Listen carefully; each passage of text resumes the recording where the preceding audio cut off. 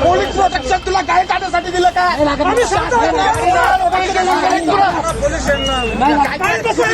अब एक सवाल, अंकिता भंडारी हिंदू थी मुसलमान थी? जी हिंदू थी। लड़े आप उसके लिए? जी उसके लिए लड़े आप लोग? उसके लिए भी आवाज उठाई है। कब?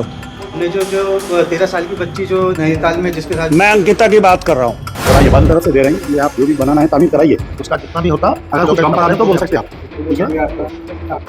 आप कुरान को लाके अपने जो भी आपके मजहब के हिसाब से अच्छे से रखो, और एक इंसानियत पे ये खपा है, मंदिर हो, मस्जिद हो, गुरुद्वारा हो या चर्च।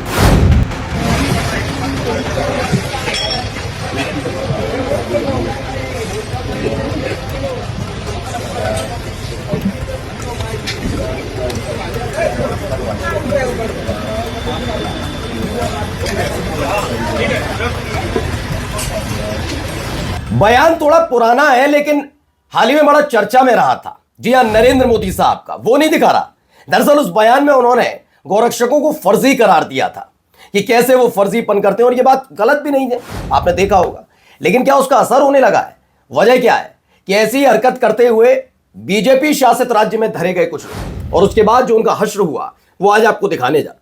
खबर यही नहीं, इसके अलावा आज आपको दिखाता हूं वो हिंदू, हम हिंदू, वो मुस्लिम, जमीन कब्जा, ये खतरे में हिंदू, ये तमाम चीजें करने आए थे। एक पत्रकार ने बड़ा मासूम सा सवाल पूछा, तो जानते हैं हालत क्या हो गई? दिखाऊंगा, देख के आपकी हंसी नहीं रुक पाएगी।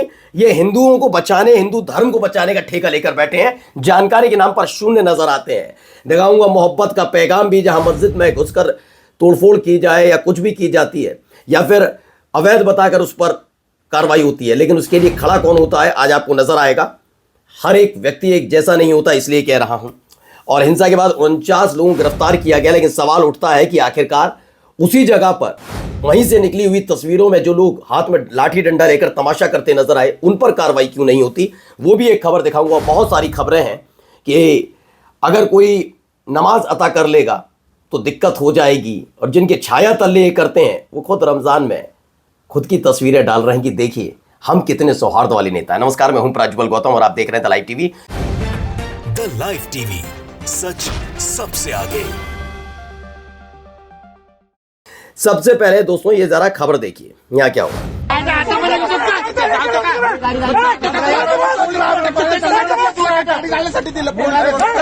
पोलीस प्रोटेक्शन तुला गाडी काढण्यासाठी दिलं काय?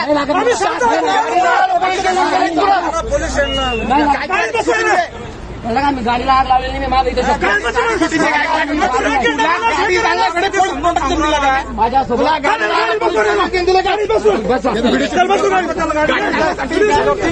शिव्या देऊ राहिला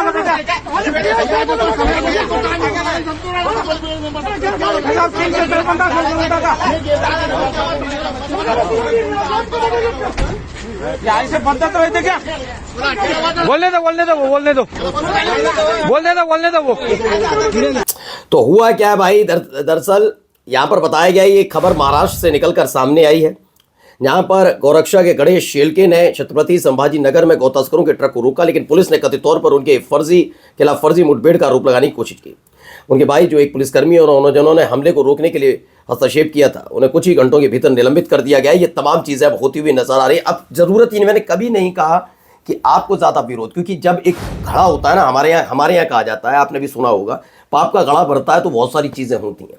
तो क्या वो घड़ा भरने लग गया है? क्योंकि जब ऐसे तमाशे अलग अलग जगह हुए तो आंखें मूंद कर बैठे हुए लोग अब उनकी आंखें खुल रही हैं। आइए अगली जगह देखिए क्या होता है, जरा इनका सुनिए। मोहम्मदन्स की अच्छे से कितनी % है मुस्लिम? मेरे ख्याल से 15-20% होगी। और Hindu? Hindu near about I think 70-80% तो होगी। कम कौन है? कम मुसलमान है। तो आप तो कह रहे हैं कि घट रही है। हिंदू खतरे में। एक मिनट रुको ना, आप तो कह रहे घट रही है। घट नहीं रही है अभी, हाँ। मतलब ये आने वाले भविष्य के हिसाब से हमने जो इसको विचार विमर्श करके तब आगे करा है। अब एक सवाल, अंकिता भंडारी हिंदू थी मुसलमान थी? जी हिंदू थी। लड़े आप उसके लिए? जी उसके लिए लड़े आप लोग? जी उसके लिए भी आवाज उठाई है। कब? हमने जो 13 साल की बच्ची जो नैनीताल में जिसके साथ, मैं अंकिता की बात कर रहा हूँ। हम सबकी बात करते हैं, हम खाली एक बच्चे की बात नहीं कर रहे, है ना? नहीं, हम सिर्फ अंकिता की बात कर रहे हैं। कब लड़ी आपने लड़ाई, जरा भी याद कराएं हमें। जी, हम भी उसके लिए जो आवाज उठाई है हमने, हम भी प्रयास कर रहे हैं। हमारा उद्देश्य ये नहीं है कि हम जो है केवल यहाँ पे हिंदू मुसलमान नहीं कर रहे हैं, हम नहीं कह रहे। बात कर रहे हैं कि हम केवल अपने आप को संरक्षित करना चाह रहे हैं।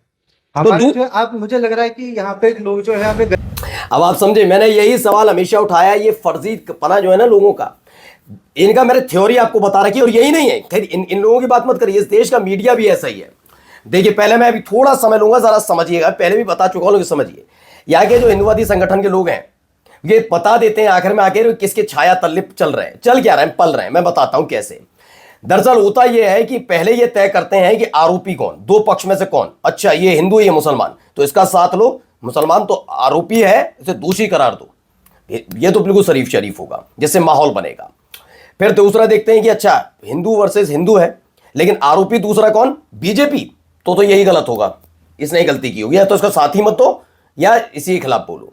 फिर ये देखते हैं, उसमें फिर जात पर भी आ जाते हैं। ये ऐसे ही इस देश की मीडिया का है, हिंदू मुसलमान, अगर आरोपी बीजेपी तो चुप्पी साध लो, और अगर मुसलमान है तो आराम से बैठ, तो उसके खिलाफ गंदगी उगलो।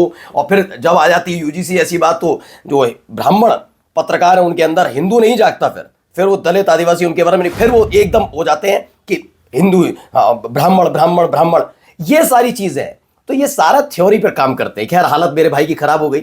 अब आइए जरा एक मोहब्बत वाली दुकान भी देखिए क्या चल रही है। मोहब्बत का असली मतलब ये है, कराइए, बाद तरफ से दे रहे हैं कि आप जो भी बनाना है तामीर कराइए, उसका जितना भी होता, अगर कुछ कम पड़ा है तो बोल सकते हैं आप, ठीक है। आप कुरान को लाके अपने जो भी आपके मजहब के हिसाब से अच्छे से रखो, और एक इंसानियत पे ये धब्बा है, मंदिर हो, मस्जिद हो, गुरुद्वारा हो या चर्च हो, एक दूसरे के धर्म से, और भगवान सब ऊपर वाला एक है, तो जो भी हुआ वो बहुत बुरा हुआ, उसकी तो भरपाई नहीं हो सकती। लेकिन जो भी गया, आज रमजान का पहला दिन है, चांद की रात है, तो आज से शुरुआत अपन तहजीब से करें। तो तेलंगाना में कुछ लोगों ने जामा मस्जिद में तोड़फोड़ की थी, कुरान शरीफ के साथ बेअदबी की थी। मैं शब्द फाड़ने वजह शब्द का इस्तेमाल करने से बचना चाहिए सबको।